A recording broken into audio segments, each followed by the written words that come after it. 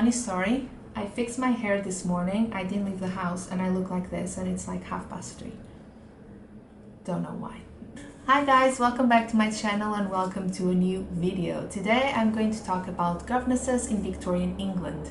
So I just found a short essay that I wrote at university for one of my classes in my master's degree. We had to write I don't know how many, but we had to write short essays, like 3 pages long, in order to get extra credit. And I wrote one about governesses in Victorian England. And so I decided to adapt it so I could film a video about this because it is a topic that I'm just really interested in. So I don't know if you are, but welcome.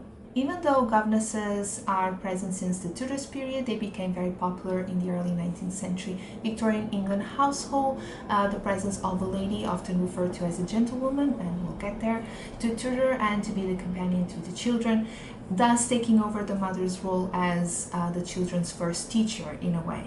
Her presence was often associated with economic power and wealth because the ladies of the house would love to show her off to the other families and say, "Look, I have a governess, I am that rich, you wish you were me." In early 19th century England, a high percentage of women would seek jobs as governesses through the Governesses Benevolent Institution in London, which was founded in 1841. And together with the Governesses Providing Fund, they would help women find jobs if they found themselves out of a job or if they were too ill or too old to perform their duties as governesses. So they would try and find them a home. Regularly, women who were looking for jobs and used this institution were women who could not provide for themselves. It was a common situation to find a governess who was born in a loving and caring home, but due to the death of the head of the family, who was usually the provider, they would have to find a job and provide for themselves and, the rest of the family members. So the governess was most likely educated, but she was different from a typical leisurely woman because she needed paid employment. As a private governess, a woman would find a place to live and earn a living even though she would only get between 15 to 100 pounds a year. However, her presence was a very confusing one for a very long time because there was no definition of her duties. She would be a full-time presence in the house but not a servant. She would be asked to dine with the children but also to spend some time with the lady of the house and keep her company. So at the same time, and as a permanent companion to the children, this is very important, her social life would decline and this would lead to loneliness, isolation and depression. As fate would have it, many ended up in asylums because when they were too old or ill and they couldn't work anymore, they would find themselves out of a house because a lot of them didn't have a family to go to. Fiction took advantage of this cultural and social change and started representing governesses in several literary works such as Jane Eyre and Agnes Grey by Charlotte Bronte and Anne Bronte respectively. Her presence represented a sort of a rupture with what was considered normal in the household because women were supposed to be mothers, stay at home, take care of the children and just lead a leisurely life. So this is what someone with some economic power would try to achieve, and the governess defied that role by being employed and married and childless. It's also very important to think about how men could jeopardize their family because of the governess who was, like I said, unmarried, and we can sort of see that not really, but a little bit in Lady Audley's Secret. They were in a class of their own. They were educated and gentle, but they were employed, so their attributes were complimented one day and ignored the next.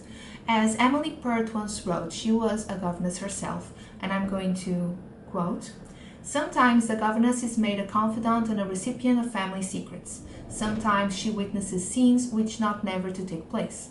Sometimes she is treated with familiarity by one head of the household and with coldness and suspicions by the other, noticed alike with approbation and jealousy, unavoidably witnessing and hearing much which should never go beyond the family circle." When I read this, I immediately thought of Jane Eyre and, for example, Mr. Manson's accident, or how Jane started asking a lot of questions about a fire she thought Grace had started, if I'm not mistaken, because I read this book a long time ago, but also her relationship with Mr. Rochester and Miss Ingram at the time, because we can see similarities with that line about being treated with familiarity by one member of the family and being ignored by the other. Jane just became way too involved, and that was not her job. The role of the governess was the beginning of the female monetary independence in a way, because even if barely traceable because of the set wages, women were working and they had a career of their own. This was later on present in history when women renounced leisure to join the workforce. So governesses were part of the reconstruction of social roles, and they also helped redefine the role of women in society. I love reading about governesses, in Victorian literature, because I just think that there's just so much to say about this topic. Also, if you haven't read these books, we have governesses here, but they are very, very different. And honestly, I think their purpose is also very different. They are calling attention to different situations. They are in a way criticizing what society thought was normal for a woman to do by joining the workforce, but they are very, very different. I would highly recommend these books if you haven't read them and you are interested in reading more about governesses, and yeah, these are really, really good. Also read The Ugly Secret, even though this is a little bit different, like I said, but some things make sense. So that's it for today, guys. I really hope you enjoyed this video. Thank you so much for watching and subscribing, and I know this is a little bit different, but nevertheless, I really hope you enjoyed it, and I'll see you in my next video. Bye!